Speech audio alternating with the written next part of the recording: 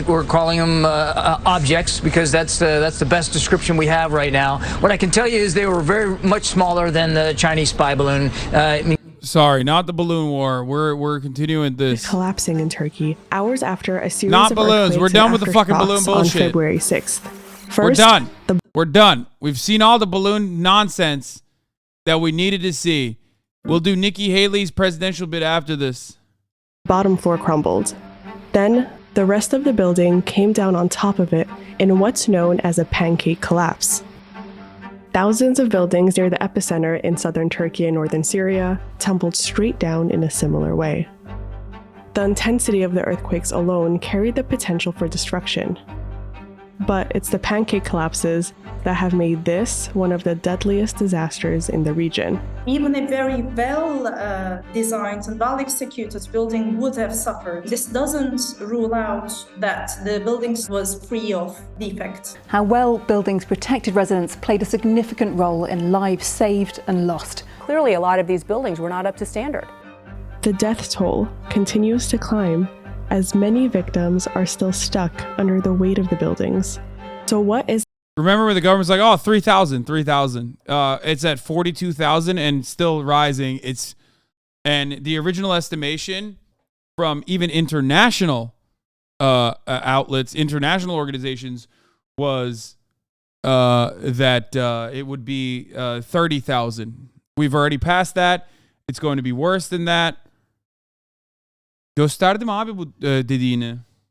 Is it about these buildings that has made this earthquake even more devastating? First, let's look at the larger region that's prone to severe earthquakes because of these two fault lines. They sit along tectonic plates that meet one another and cause friction. When the friction builds up, a powerful earthquake is eventually released.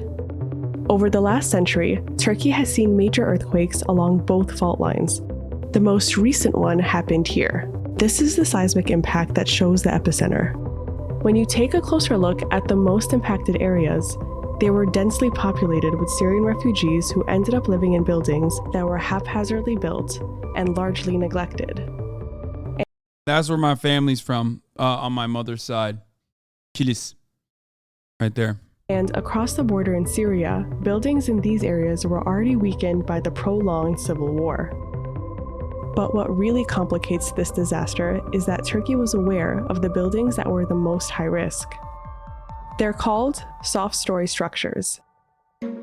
A soft story building is typically a large structure with multiple floors and an open plan on the bottom. That bottom floor can sometimes be a parking garage, space for small businesses, or extra homes.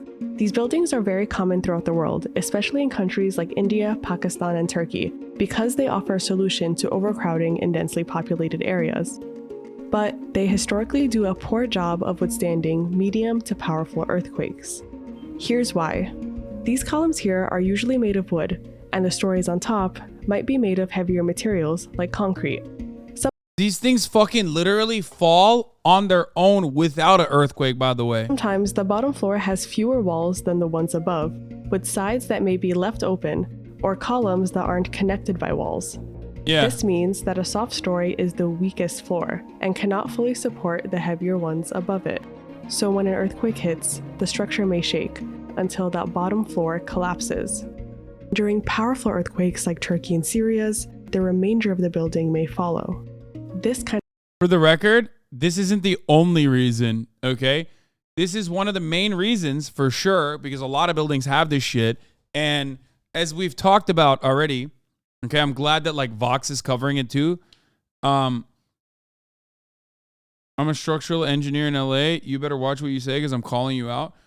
I mean, this is something that people living in those buildings before they actually, for example, like open up more space for markets and stuff, they would tell the government to not do this. Okay, they would try to petition the government to actively stop the construction of a market underneath like buildings like this, and the government's like, yeah, fuck off. No, it's gonna happen. Kind of collapse traps people under heavy construction materials, making rescue missions even more difficult. ابن عمي ومرته مع 3 أولاد لهلا ما معروف عنهم شيء، ساكنين بالثاني الفني I can't see him. I can't see him. This is worse than war. But this is a challenge Turkey has faced before. A comparable 7.6 earthquake hit Izmit in 1999 and caused over 17. I saw no offense, fuck Erdogan, obviously, but do you wholeheartedly believe that if a different government, a lib one, was in power, these buildings would have better structures? Fuck no, dude. They don't actually give a fuck about poor people.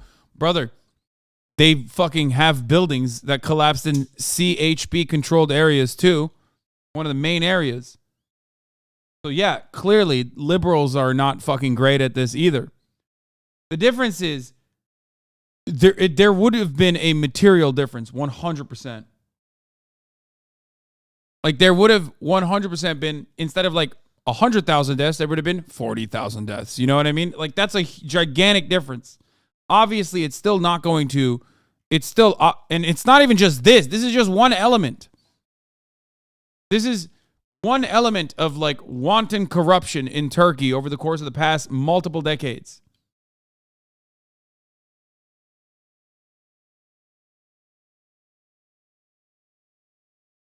You know what I mean?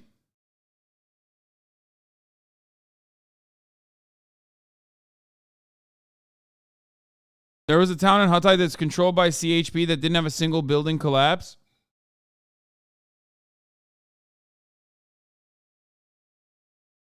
It doesn't matter. There's only one area.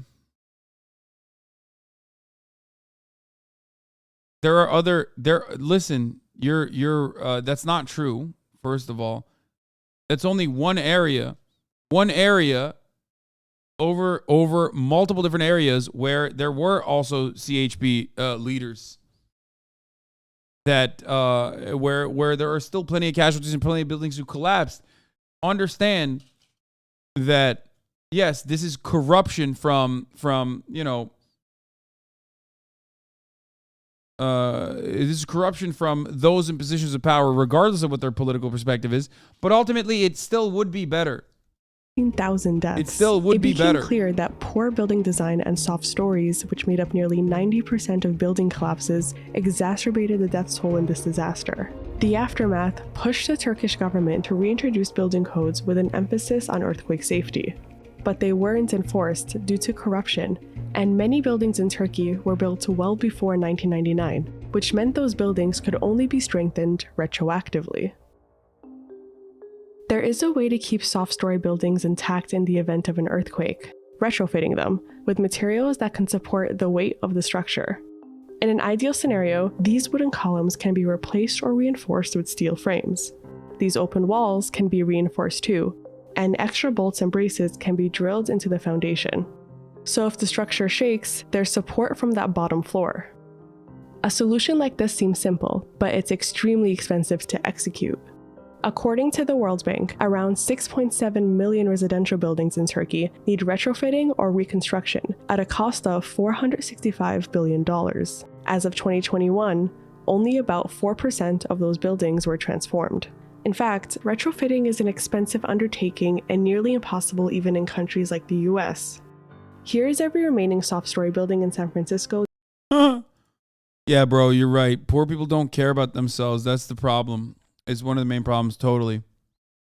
Because poor people have a fucking say in what kind of building supplies are used when they're renting their building, dude. Are you fucking stupid? That needs reinforcements that would cost billions. They have no say in the matter whatsoever. Even fucking middle class people have no say in the matter. Most people are renting. What the fuck are they supposed to do? They have no power over this. Another problem in Turkey is that construction companies have been cutting corners and ignoring building codes for decades, and the Turkish government has let their violations slide. According to the BBC, this post advertised a building that complied with Turkey's latest earthquake safety regulations, which emphasizes the use of strong materials. But the way that same building collapsed suggests it was a soft story structure. Now, Turkey is cracking down on contractors that are allegedly responsible for these collapses. The scale of this disaster is a result of complex factors, like geography, neighborhoods still reeling from war, and weak buildings. But what makes this moment particularly harrowing is that while earthquakes along fault lines are inevitable, many of these deaths didn't have to be.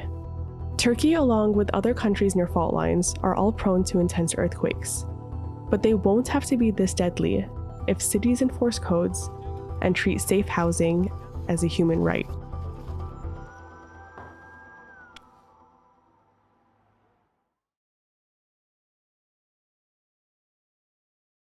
Yeah.